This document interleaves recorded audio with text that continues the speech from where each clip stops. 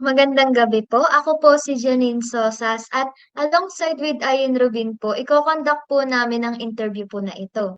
Ngunit bago po tayo magsimula, nais ko lamang po pasalamatan kayo sa pagpayag na makasama po kayo sa interview po na ito ngayon.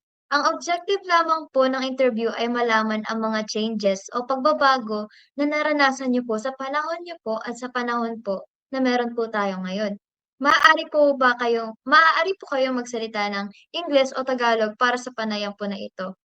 To start off po, pwede po ba pakibanggit ang iyong buong pangalan, palayaw, edad, at saan po kayo nakatira at saan po kayo pinanganak? Okay. Ako si Amor Ellie Paraiso, 73 taong gulang, nakatira sa bayan ng Lopez, Quezon. Ako ay pinanganak noong May 8, 1951 sa bayan ng Tagkawayan, Quezon.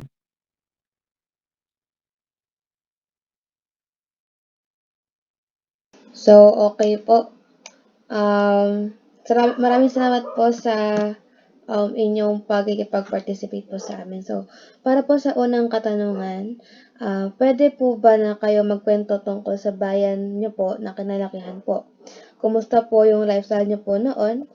Yung meron po ba mga nauusong kasuotan o mga laro po noong panahon niyo po? At sino rin po yung pinakasikat or mga artista o tao nung kabataan niyo po at saan po sila kilala? So, ayan po yung unang tanong. Okay. So, bali, ako ay pinanganak sa Tagkawayan, Quezon at doon rin ako halos lumaki. Na ang bahay namin ay nasa tabi ng dagat. So, ang mga tao noon ay kakaiba ngayon. Kung ang mga kabataan noon ay magagalang at marunong silang sumunod madali silang mautusan ng kanilang mga magulang. Nung panahon namin yun kami ay tinuturuan ng aming mga magulang na matuto ng mga gawaing bahay. At sa panahon din yun ay nagkameron kami ng mga mga kaalaman na ginagawa ng mga matanda ng panahon yun, na yung mga paglalaro ng mga kabataan nun ay yung mga, sabi nga, yung larong pambansa. Hindi kagaya ngayon na mga laro ay nasa gadgets na lang. At isa pa ay sa pananamit ng mga kabataan noon ay hindi malaswa. Kumbaga ang kilos ng mga kabataan noon ay mahinhin at kung manamit sila ay below the knee ang mga dress, ang mga skirt. Hindi kagaya ngayon na mini skirt na ang ginagamit at mga crop top. So, mas malaki ang kaibahan ng mga kabataan noon kaysa ngayon. Dahil nga ang kabataan ngayon ay mga mahirap mo nang mautusan at mga palasagot na sa magulang at mga matitigas na rin ang mga ulo. Hindi kagaya ng mga panahon namin na mga kabataan ay talagang isang tingin lang ng magulang, sumusunod na sa kanilang mga pinag-uutos ang mga bata. Salamat po. Kasunod na katanungan naman po, Lola, ay sino naman po yung mga sikat o kilalang tao ng kabataan niyo po at saan pong industriya sila nakilala? Sa industriya ng mga pelikula o sabing sa entertainment industry, ay ang mga sikat ng time na yun ay yung mga matatandang artista ngayon, yung halos ay iba ay wala na rin dito sa mundo. So kagaya nila Nita Blanca, Luis Gonzales, Anita Linda, mga ganon. Sila nakilala ko lang ay di sa mga balita sa radyo, na debaterya, at parang noon na panahon ay meron ng mga sinihan. May mga sinihan na din, kaya lang ay hindi yung modernong sinihan na katulad ngayon. At sa mga sikat namang tao na sa ating bansa ay siguro yung mga naging pangulo ng bansa, kagaya nila Jose Garcia, Elpidio Quirino, mga gano'ng mga politikong tao. Yun ang mga sikat noon. At nakilala ko lamang sila sa pamamagitan din ng mga pelikula at mga balita sa radyo. Okay po. Matanong ko lang din po, ano po yung mga tradisyon na meron po sa pamilya niyo na pinapasa niyo po sa mga anak at apo niyo po ngayon? So, yung tradisyon na gusto kong iparating sa kanila o ipamana sa kanila yung maayos na pagsusunuran ng pamilya at pagkakaisa ng bawat pamilya na tuwing may mga okasyon, lalo na yung mga traditional na ginagawa natin mga Pilipino, yung pagdiriwang ng Kapaskuhan, Bagong Taon. So, ang pamilya ko ay nagkakasama-sama kami sa mga panahon yun. At kami ay nagbabahagihan ng mga nakayanan namin mga regalo para sa isa't isa. Nagbabahagihan kami ng tungkol sa mga ginagawa namin sa buhay, kung paano kami kumikita ng pera para sa aming mga pangailangan. So parang nagkakameron kami ng open forum para sa aming pamilya. At isa pa din ay yung mga kabataan ay tinuturuan din namin ng paggalang sa matanda at pagmamano, lalo na kinaugalian na ng mga tao, pagmamano sa mga matanda, na ngayon ay hindi na nagagawa halos ng mga kabataan. Okay po. Lola, kamusta naman po yung community na meron po sa bayan niyo po ngayon na sa tingin niyo po ay may kaibahan po sa kung paano sila makipag-interaction sa ibang kapitbahay po nila? Pakiulit yung tanong. Kamusta naman po yung community or mga kapitbahay niyo po na meron po kayo ngayon sa paligid niyo po at ano po yung sa tingin niyo na ibahan po sa kung paano po kayo makipag-interaction sa mga kapitbahay niyo po noon? So nung panahon namin, ang mga palibhasa ay nakatira kami sa bukid. Ang mga bahay noon ay hindi pa masyadong marami. Ang mga tao noon, ang mga kakalapit bahay noon ay pagka may mga okasyon ay nagsasama-sama sila. Halimbawa, pag mga tuwing Semana Santa, kami sa bahay-bahay namin ay kami ay nagkakameron ng mga pabasa. Tapos ay kami ay ang mga tao nun ay may pagkakaisa at may pagmamahalan at kung saan ay nagbabahagi-bagihan sila nag-share sila nung kung anong meron sila, kagaya ng halimbawa, meron silang ulam na sobra sa kanila, namimigay o pinamimigay namin sa kapitbahay. At kung halimbawa ang isang kapitbahay ay wala silang pangangailangan o kulang sila sa pangangailangan, nagpipresenta na yung ibang mga kapitbahay para sila ay matulungan.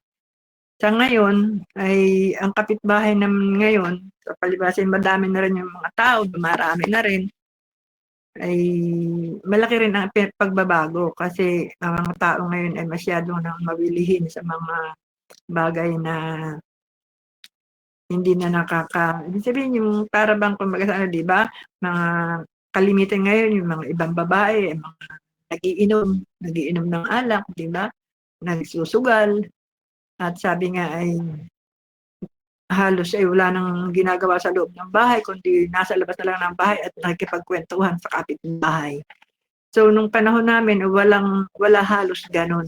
Talagang kumbaga sa ano, naka-focus ka sa pagtatrabaho sa gawaing bahay at kung may mga okasyon ay kami nagkakaisa, nagtutulungan kung may mga nangangailangan.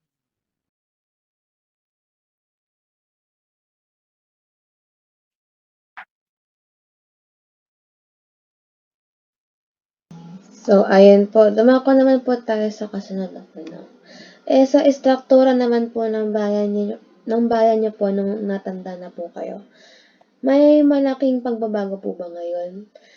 Katulad po ng pagdami ng mga negosyo na naglalabasan, yung mga daanan po ba, naging patag na po ba siya? Okay. So nung panahon namin ngayon, ang mga pagninegosyo ay hindi masyadong maunlad kasi nga lack of transportation. yung mga pananim namin ay hindi namin agad-agad nadadala sa bayan kasi nga walang masasakyan at nung mga panahon yun ay napakaputik ng kalsada.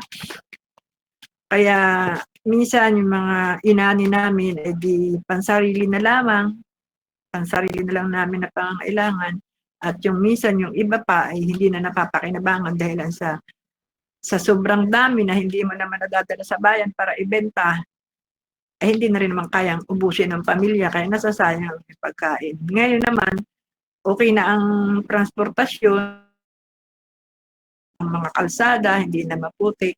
Mas madali nang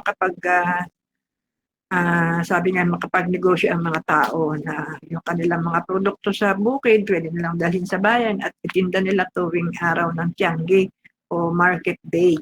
Kaya malaking tulong yung mga pagsasagawa ng mga konkretong kalsada, pagkakameron ng mga transportasyon para makapaghatid ng mga produkto mula sa bukid hanggang sa bayan.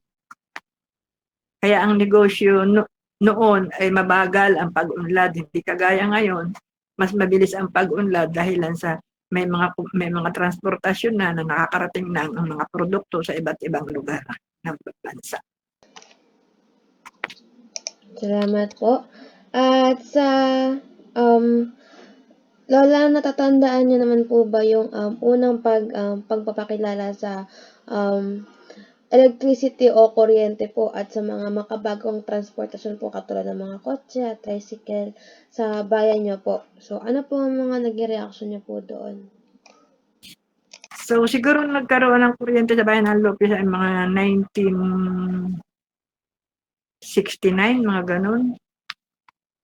Nagkameron na ng kuryente. Tapos ay siyempre, nung nagkameron ng kuryente, ang mga tao nun ay palibhasa ay first time lang nila makaranas ng liwanag ng buong bayan. So para ang mga tao nun ay natuwa sila dahil sila ay makakalabas ng gabi, kahit gabi makakalabas na sila. Tapos yung mga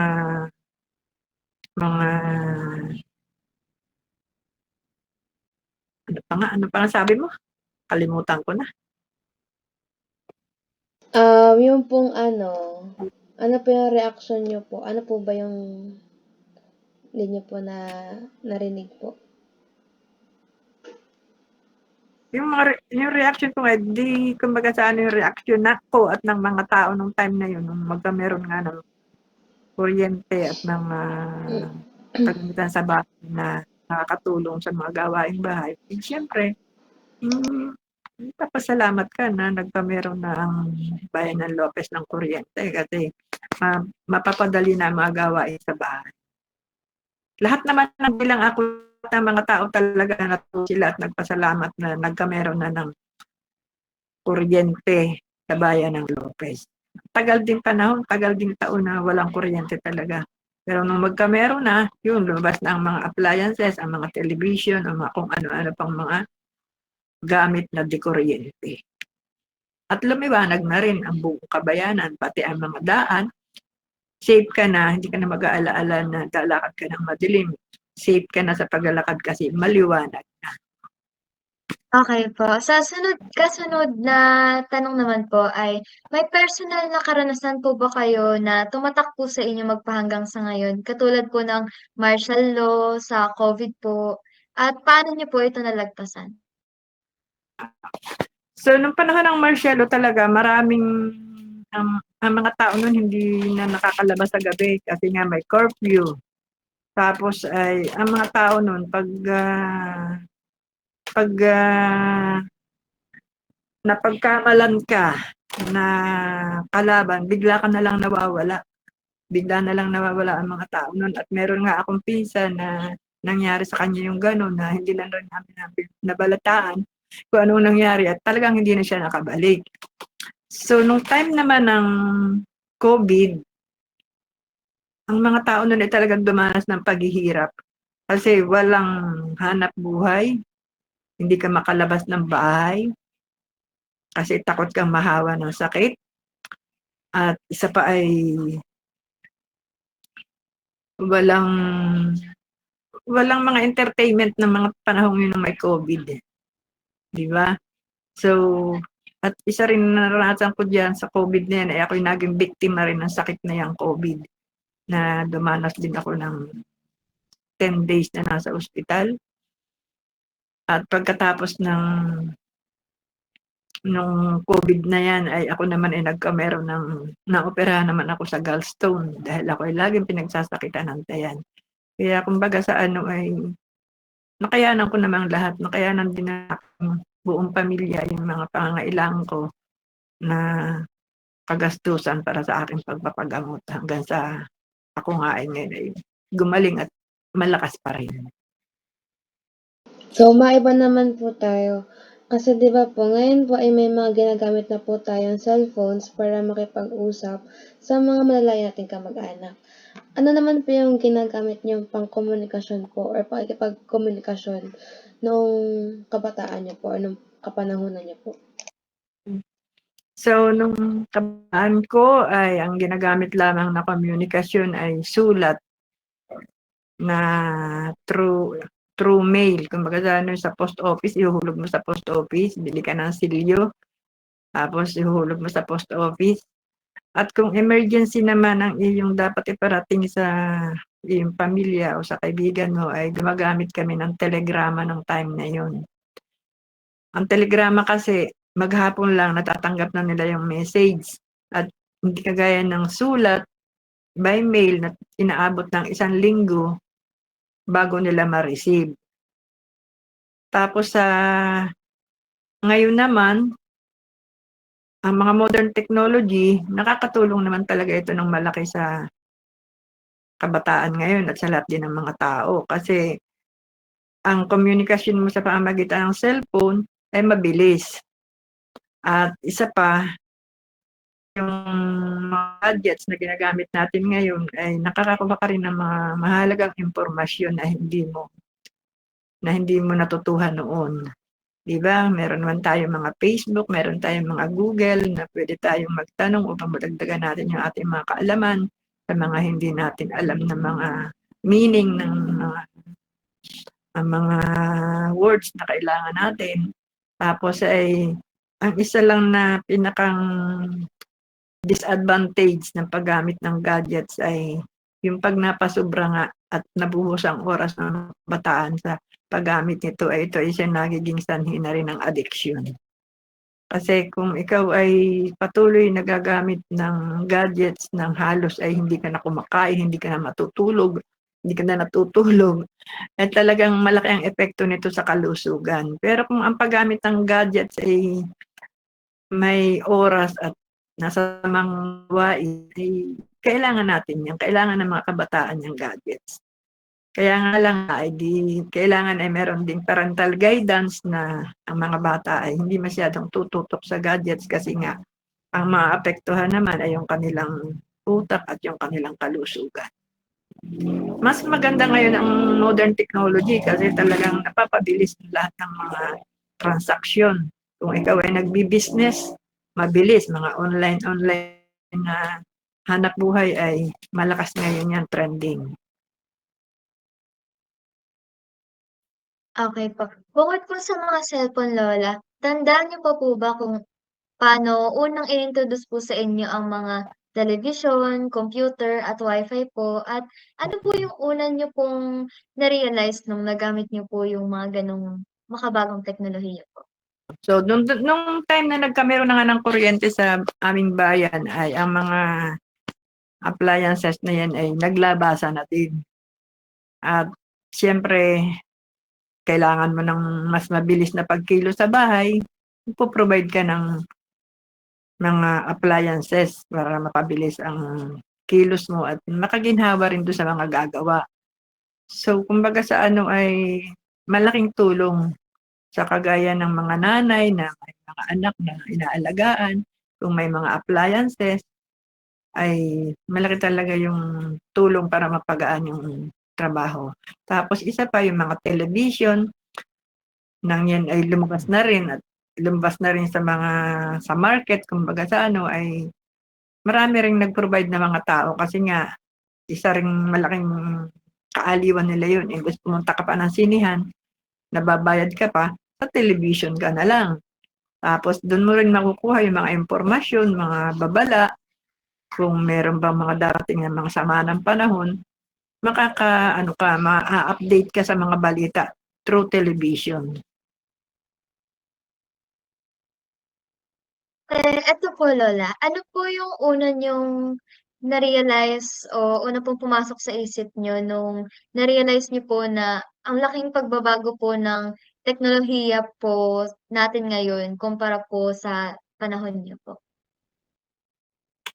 Malaki talaga yung pagbabago kasi nung panahon namin, talagang mabagal ang mga pag-asenso ng mga tao. Ngayon na may modern technology na, ay masasabi kong mabilis na. Mabilis na ang pag paparating ng balita, pagpapahatid mo ng mga messages sa mga mahal mo sa buhay na kahit nasa ibang bansa. Kaya malaking tulong talaga. Ang ano nga lang natin nga, ididepende rin natin yung paggamit ng mga gadgets sa oras na meron tayo. So, yun namang pong kasunod na tanong ay, naging mahirap po ba sa inyo ang makapag-adjust sa makabagong henerasyon or sa makabagong teknolohiya po or panahon? Hindi naman mahirap mag-adjust kasi kumbaga sa ano, pag mayroon ka din namang kaalaman, di ba? Kung ikaw naman marunong kang bumasa, marunong kang makaintindi ng English, hindi mahirap mag-adjust para sa mga makabagong teknolohiya ngayon. Kasi ang mga bata ngayon, ang mga kabataan ngayon talagang kahit mga hindi pa nag-aaral ng elementary, marunong gumamit ng mga gadgets, di ba? So, yung matatanda na kagaya ko, sa kabataan ngayon nagtatanong kung paano gumamit ng gadgets. Kasi nga, eh, kasi kami, noong panahon namin, walang mga ganyan. Kaya ang pinakang tulong sa akin, pag ako'y merong mga pangailangan, dapat kong maintindihan. Nagtatanong ako sa aking apo, paano bang paggamit nito? Ano ba ito? Yan. So, yun yung mga bagay na ginagawa ko. Kaya hindi ako masyadong nahihirapan sa pagdating ng pag-a-adjust din sa modern technology. So, sige, maraming salamat po. At sa huling tanong naman po, Lola, ano po ang mensahe niyo po sa mga kabataan ngayon patungkol po sa pagpapahalaga ng kultura na mayroon po tayo noon? Okay. So, ang masasabi ko lang sa mga kabataan na katulad ninyo ay ang ating kultura na kinagis na ng ating mga magulang ay ating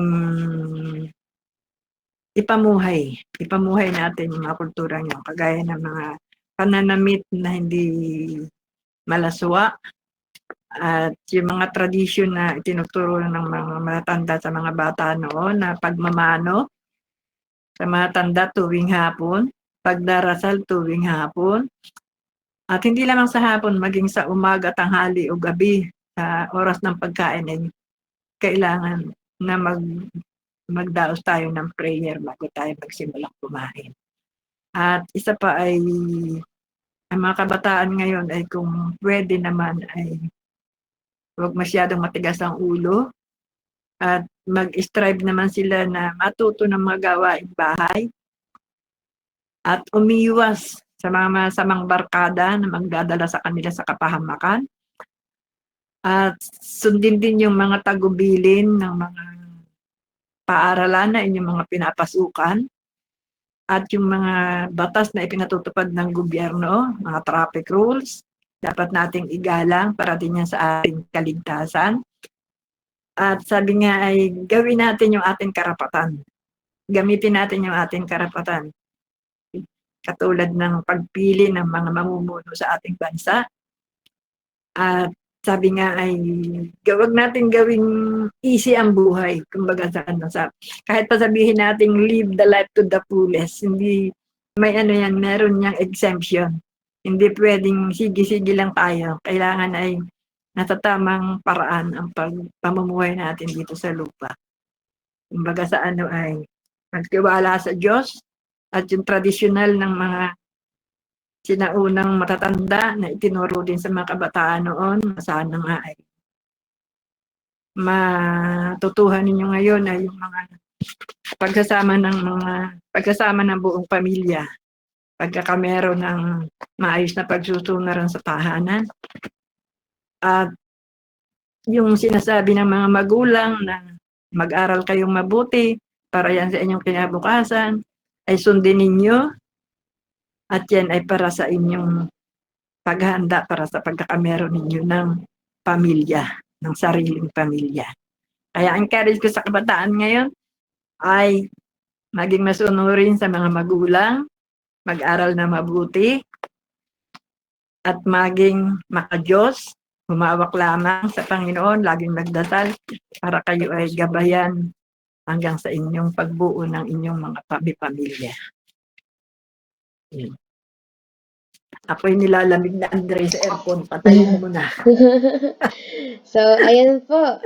Salamat po, Lola. At doon na po, doon na po natatapos ang interview na ito. Maraming salamat po ulit, Lola Amor, sa pagdalo sa aming panayam. At taos puso po kami nagpapasalamat sa pagbabahagi niyo po sa mga iyong mga karanasan noong kabataan na po kayo.